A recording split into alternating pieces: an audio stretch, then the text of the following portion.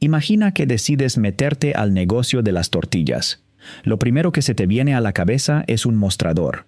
Un comal humeando, alguien despachando tacos al paso, quizás una fila de clientes esperando su orden en la ventana. Pero ese negocio ya lo contamos, es la taquería. Este es otro completamente distinto, uno que casi nadie ve, porque no tiene mostrador ni clientes que hacen fila. Es la fábrica detrás del mostrador, la planta que produce miles de tortillas al día, las empaca y las manda a restaurantes, tiendas y distribuidores que ni siquiera saben tu nombre. No vendes tacos, vendes cajas. No compites por el cliente que entra por la puerta, compites por el contrato que te vuelve a comprar la próxima semana. Y ese cambio, de vender una por una a vender por tarima completa, cambia absolutamente todo: la inversión, el riesgo y la manera en que ganas o pierdes dinero.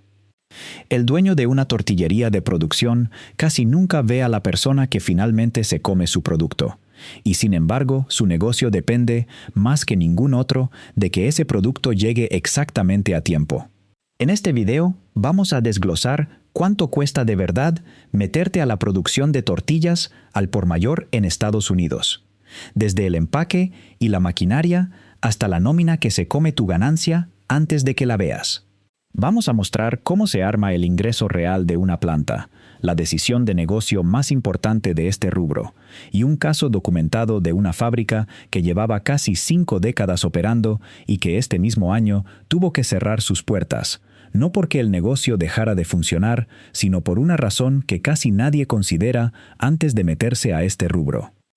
Al final, vas a entender por qué este negocio no se parece en nada a la taquería de la esquina y por qué la decisión más importante que toma un dueño de tortillería de producción no tiene nada que ver con el sabor del producto.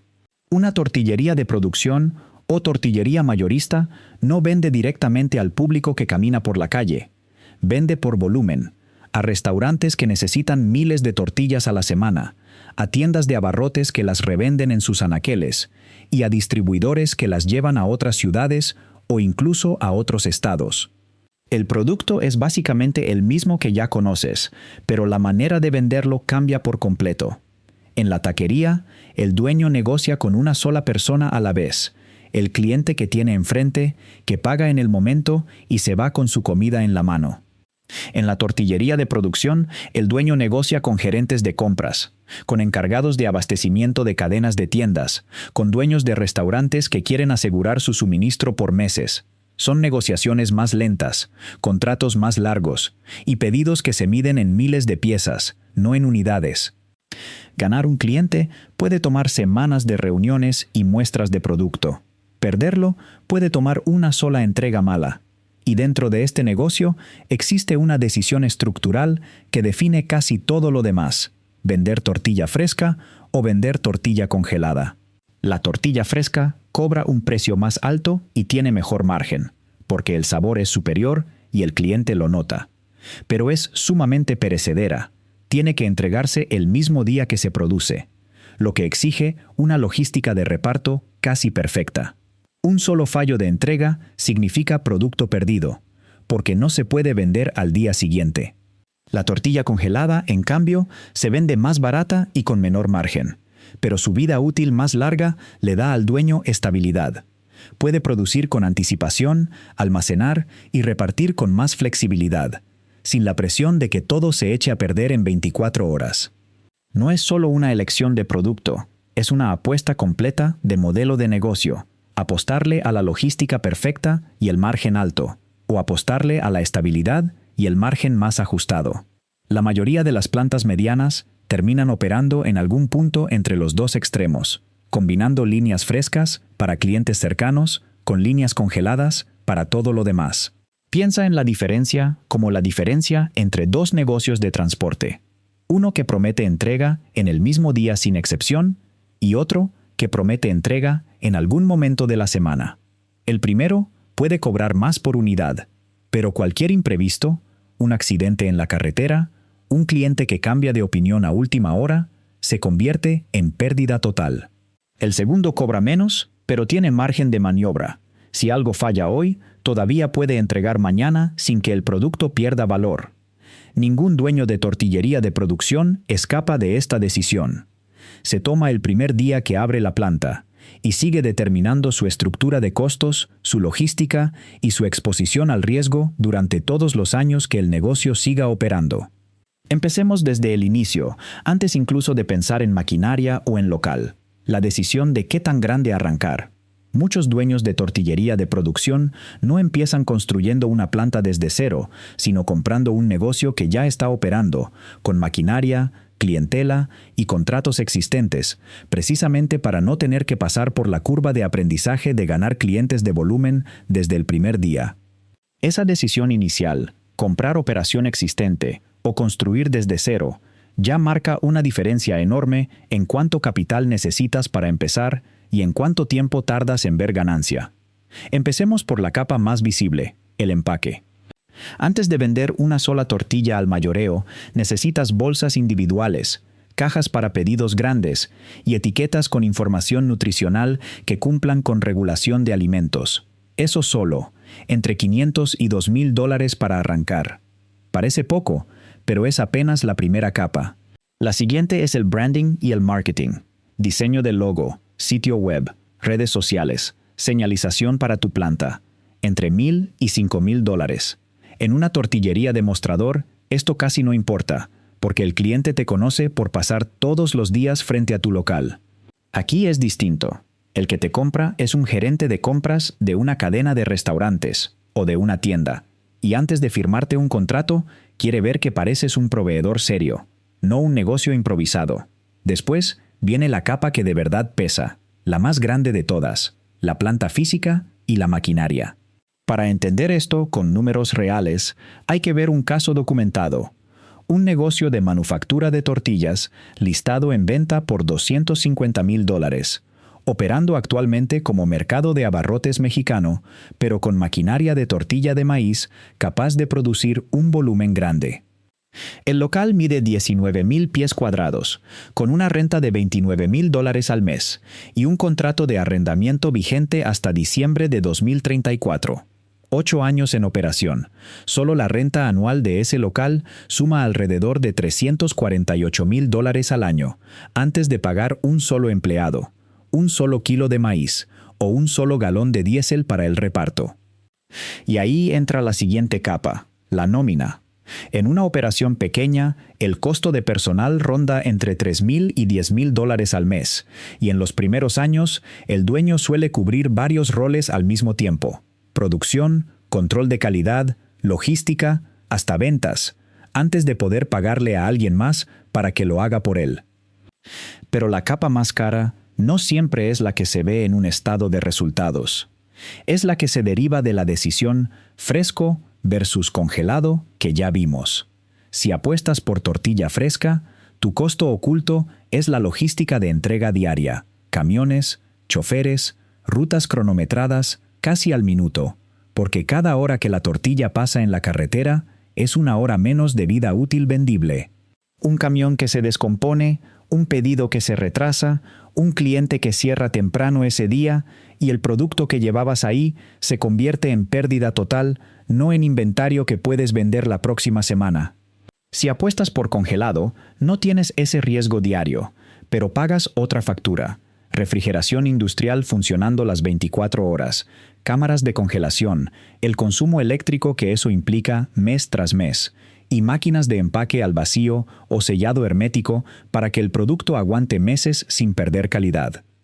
Y hay una capa más que casi nadie menciona hasta que ya está adentro del negocio: el cumplimiento regulatorio. Al vender a restaurantes, cadenas de tiendas y distribuidores, tu planta tiene que pasar inspecciones de sanidad alimentaria mucho más estrictas que las que le exigen a un puesto de tacos.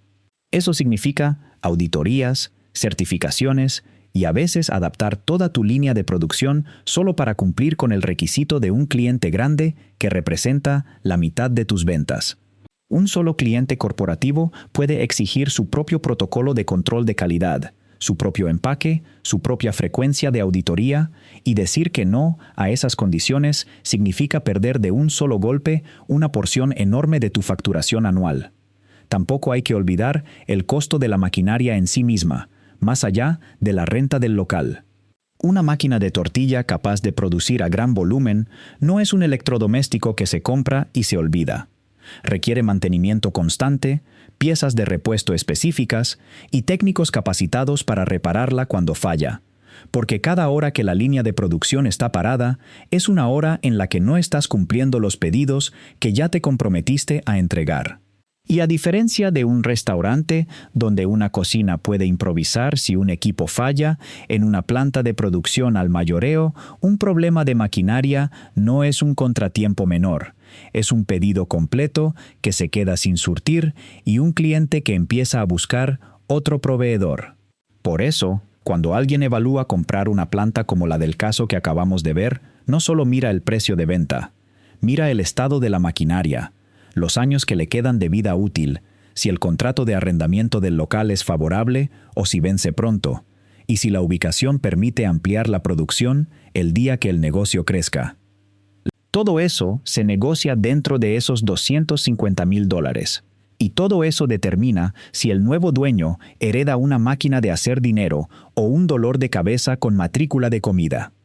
Así que cuando sumas empaque, branding, planta y renta, nómina, mantenimiento de maquinaria, la apuesta logística de fresco o congelado y el cumplimiento regulatorio, entiendes por qué esto no se parece en nada a poner un puesto de tacos con una mesa y un comal. Aquí no compites por el cliente que camina por la banqueta, compites por el contrato que te puede hacer o quebrar el año completo. Ahora, ¿cuánto factura realmente una tortillería de producción? Aquí es donde el negocio se vuelve interesante, porque la cifra depende muchísimo del tamaño de la planta. En Texas, la industria completa de producción de tortillas mueve $958,400,000 al año, repartidos entre 491 negocios activos en el estado, con un crecimiento anualizado del 5.4% en los últimos 5 años. Si divides ese mercado entre el número de negocios, el promedio de facturación por planta ronda el $1.950.000 al año. Eso es un promedio, no la cifra de cada planta individual. Hay operaciones pequeñas que facturan una fracción de eso, y hay plantas grandes que se llevan una porción mucho mayor del pastel. En Nuevo México, el mercado es más chico, $111,300,000 al año entre 41 negocios, pero está creciendo más rápido que Texas, 5.8% anualizado, la tasa de crecimiento más alta entre los dos estados. Que un mercado más pequeño crezca más rápido que uno más grande suele ser señal de que todavía hay espacio para nuevos jugadores, mientras que un mercado grande que crece más despacio, como Texas, suele estar más concentrado en manos de plantas que ya llevan años dominando la distribución regional. Esa diferencia de tamaño entre estados también explica por qué la misma pregunta, ¿cuánto se puede ganar en este negocio?, no tiene una sola respuesta. Una planta que arranca en un mercado chico y en crecimiento compite por espacio nuevo.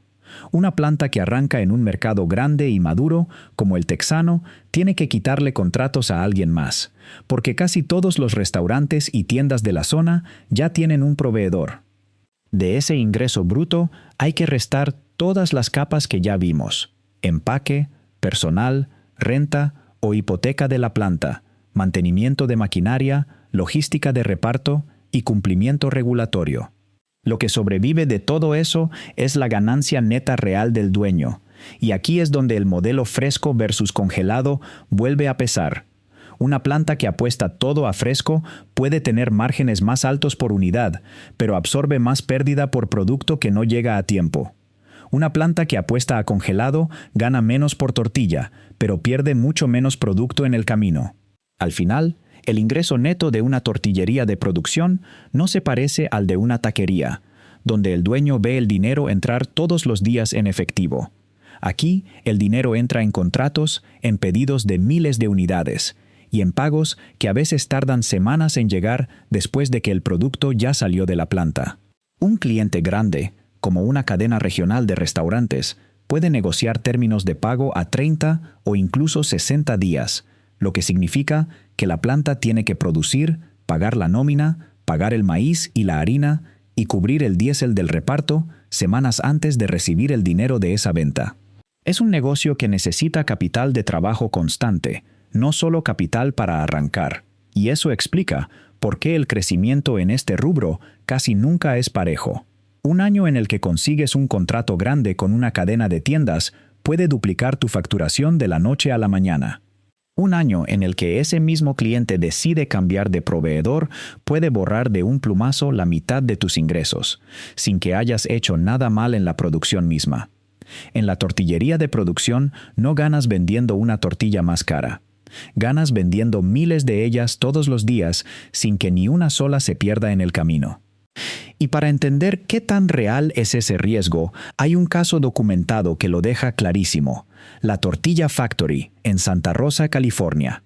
La empresa nació en 1977, fundada por la familia Tamayo, y con el tiempo se convirtió en una marca conocida a nivel nacional, especializada en tortillas más saludables, bajas en carbohidratos, orgánicas, mejores para la salud. Su planta en Santa Rosa llegó a distribuir producto a los 50 estados, a Canadá, a Puerto Rico, a Hawái e incluso exportaba a Japón. En algún punto, el grupo Flagship Food adquirió una participación mayoritaria de la empresa. Y a inicios de 2024 llegó la noticia: la planta de Santa Rosa, de 75,000 pies cuadrados, iba a cerrar. La razón no fue que el negocio dejara de vender, la razón fue el terreno. La fábrica operaba ahí desde 1977 bajo arrendamiento, y cuando la empresa intentó comprar la propiedad, no lo logró. El costo de adquirir el terreno en esa zona de California resultó imposible de justificar frente a la alternativa de construir en otro lado. La producción se trasladó a 1,600 millas de distancia, a una planta en Moundridge, Kansas, donde la empresa sí era dueña del terreno y tenía espacio para expandirse. 135 empleados de Santa Rosa se quedaron sin la planta donde habían trabajado por años, aunque la empresa ofreció paquetes de indemnización según antigüedad, apoyo para buscar empleo y mantuvo algunas posiciones de forma remota. Este caso no es una quiebra ni un fracaso de ventas. Es algo más silencioso y más común de lo que parece en este negocio. Una planta que fue rentable durante casi 5 décadas, cerrada no porque dejara de ser negocio, sino porque ser dueño del edificio donde produces terminó pesando más que ser dueño de la marca que llevas años construyendo. Los responsables de la operación lo dijeron con otras palabras al momento del cierre: que la empresa se dedicaba a mandar tortillas prácticamente a cualquier rincón del país, y que el equipo se sentía como una familia después de casi 5 décadas trabajando juntos en esa misma planta. Y aún así, ni la lealtad del equipo, ni el alcance nacional de la distribución, ni casi 50 años de historia en la misma comunidad alcanzaron para resolver un problema de bienes raíces. La empresa terminó reconstruyendo 1,600 millas más lejos, algo que le había tomado casi medio siglo construir en Santa Rosa. Y ese es exactamente el tipo de riesgo que un dueño nuevo de tortillería de producción rara vez calcula al arrancar. No calcula el riesgo de que el producto no llegue a tiempo, porque de eso ya está consciente desde el primer día. Calcula mal, o de plano no calcula, el riesgo de no ser dueño del terreno donde construyó todo su negocio. Por eso, cuando alguien compra una planta ya existente, como la que vimos en la capa de costos, la pregunta más importante no es solo cuánta maquinaria trae o cuántos clientes tiene asegurados. Es qué tan largo es el contrato de arrendamiento y qué pasa el día que ese contrato termine. Un negocio con un contrato favorable, hasta bien entrada la siguiente década, le da al nuevo dueño años de estabilidad para construir clientela sin preocuparse por el terreno. Un negocio con un contrato que vence pronto, o sin ningún control sobre el futuro de esa propiedad, hereda desde el primer día el mismo riesgo que le tocó vivir a una planta que llevaba casi 5 décadas operando en el mismo lugar. La lección de un caso así no es evitar la producción de tortillas, es diversificar el riesgo que ya vimos en la capa fresco versus congelado. Muchas plantas medianas resuelven esto agregando líneas de producto que no dependen de la entrega del mismo día: totopos, tortillas de harina de vida más larga o líneas específicamente congeladas para clientes lejanos, mientras mantienen la línea fresca solo para los clientes que están a poca distancia de la planta. Otra salida común es conseguir contratos de marca privada con cadenas de tiendas. En lugar de vender bajo tu propio nombre, produces la tortilla que la tienda vende con su propia marca en el empaque.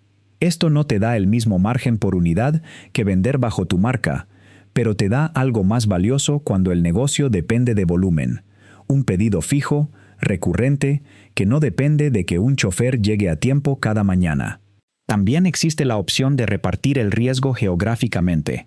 En lugar de depender de un solo tipo de cliente en una sola zona, algunas plantas medianas atienden al mismo tiempo a restaurantes cercanos con producto fresco, a tiendas de la región con producto de vida media y a distribuidores de otros estados con producto congelado que puede viajar más lejos sin perder calidad. Es más trabajo administrativo, más líneas de producción que coordinar, pero también significa que si un segmento del negocio tiene un mes flojo, los otros dos pueden sostener la operación mientras se recupera. Y aquí está la ironía del negocio. La misma fragilidad que puede hundirte, la logística perfecta que exige la tortilla fresca, es también lo que protege a las plantas pequeñas y medianas de que las marcas nacionales las saquen del mercado. Una fábrica gigante puede producir millones de tortillas congeladas y mandarlas a cualquier punto del país, pero no puede replicar la entrega hiperlocal, tortilla recién hecha esa misma mañana, que un cliente cercano valora y por la que paga más. Lo que parece la parte más riesgosa del negocio es, al mismo tiempo, la única ventaja que un jugador chico todavía puede tener frente a un gigante de la industria. Las marcas grandes ganan por escala. Compran maíz y harina a precios que una planta pequeña nunca podría negociar, automatizan casi toda la línea de producción y reparten el costo fijo entre millones de unidades. Pero esa misma escala las vuelve lentas para atender a un restaurante que quiere su pedido exacto, entregado a una hora exacta todos los días de la semana.